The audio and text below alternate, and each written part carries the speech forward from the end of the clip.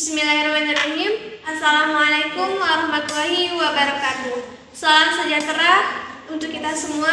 Om Swastiastu Budayo. Salam kebajikan rahayu. Ibu bapak guru, para kepala sekolah, sekolah madrasah, kepala PKBM, serta teman-teman semua yang saya hormati dan saya banggakan.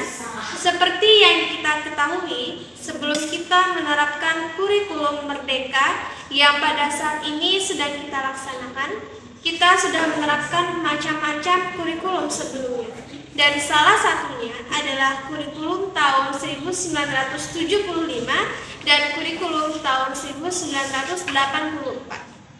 Bapak, Ibu, dan teman-teman semua mungkin tidak banyak tahu tentang kurikulum tersebut. Maka dari itu, mari kita simak sama-sama apa itu kurikulum tahun 1975 dan 1984.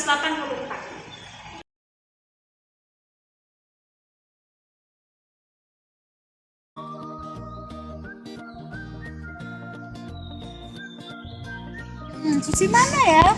Katanya mau ketemu di kampus membahas tentang kurikulum yang kakak Betullah. Aku tunggu sini aja deh. Apa bisa jelas sampai Mary mana ya?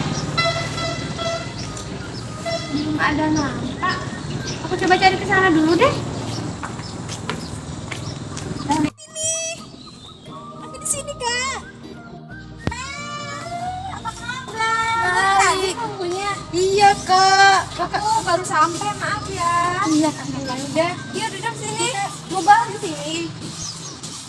Iya di sini aja ya. Iya di sini.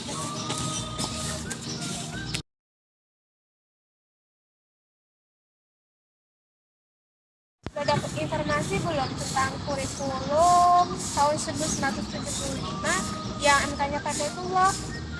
Udah Sus, tadi kan aku coba searching di internet. Jadi kurikulum tahun 1975 merupakan kurikulum pertama di Indonesia yang dikembangkan berdasarkan teori, model, dan desain kurikulum modern, di mana menurut pikiran teori tentang peserta didik, proses pembelajaran, penilaian, hasil belajar dijadikan dasar-dasar utama di dalam pemikiran pengembangan kurikulum. Nah, itu pengetahuan aku tentang kurikulum tahun 1975 Sus.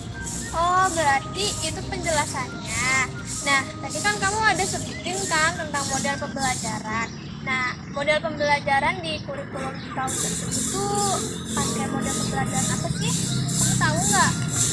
Menurut aku sih, model pembelajarannya dikenal dengan nama perencanaan sistem instruksi nasional, menjadi model baru dunia pendidikan Indonesia. Keren juga ya. Sayang banget sih Pak, kita nggak merasakan kurikulum tahun 1975. Sedangkan sekarang kita malah menggunakan kurikulum merdeka. Dan seiring berjalannya waktu, pasti kan kita tahu ya, kurikulum itu kan mengalami perubahan-perubahan. Nah, pasti tentunya setiap kurikulum punya kelebihan dan kelemahan. Kamu tahu nggak apa sih kelemahannya dan kelebihan dari tersebut? Menurut aku sih, kurikulum ini mempunyai kelebihan di antara teori pada tujuan mengarah pada pembentukan tingkah laku siswa bersifat relevan dengan kebutuhan masyarakat dan menggunakan pendekatan psikolog. Nah, kalau kelemahan Sus, yang pertama terdapat ketidakseriusan antara materi kurikulum berbagi bidang studi dengan kemampuan anak didik. Yang kedua, terdapat kesenjangan antar program kurikulum dan pelaksanaan di sekolah. Jadi itu kelebihan sama kelemahannya ya. Jadi karena ada kelemahan dari kurikulum tahun 1975, menjadikan perubahan kurikulum tersebut menjadi tahun 1984 ya Mer?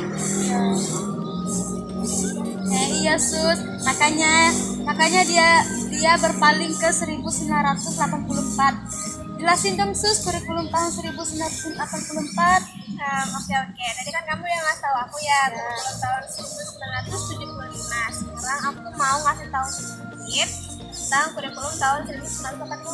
Tapi aku sambil baca sedikit nggak apa ya? Jadi, kurikulum tahun 1984 ini merupakan perbaikan dari kurikulum sebelumnya, yaitu kurikulum yang udah kamu jelasin tadi, di mana kurikulum ini lebih cenderung terhadap proses skill, apres metode pembelajaran yang menggunakan konsep CBSA, atau dengan kata lain, siswa ini menjadi subjek dalam pembelajaran karena siswa ini diberikan kesempatan aktif secara fisik, secara mental, intelektual, dan emosional. Nah, itu sih penjelasan sedikit dari tahun 1984 yang aku ketahui. Paham, Sus. Nah, kalau kelebihan dan kelemahan Sus itu apa saja? Dia punya kelebihan sama kelemahannya ya.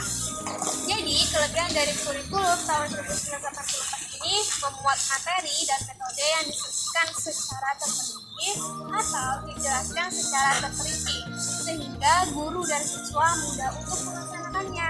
Yang kedua, keterlibatan siswa dalam kegiatan-kegiatan belajar yang telah berlangsung ditunjukkan dengan peningkatan diri dalam melaksanakan tugas. Tadi kelebihannya agak melenceng.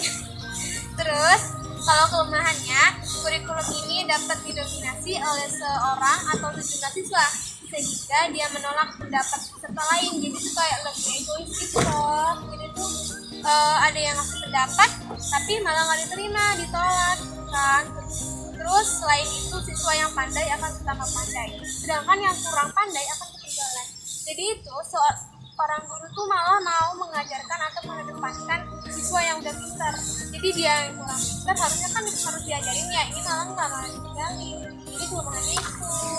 Kalau dari tahun 1984 Oh, paham, Sus. Jadi di sini sekarang kita sama-sama udah paham ya kurikulum tahun 1975 dan 1984. Bener Mer, makasih ya udah ngasih tahu aku tentang penjelasan kurikulum tahun 1975. Kasih juga, Kasus.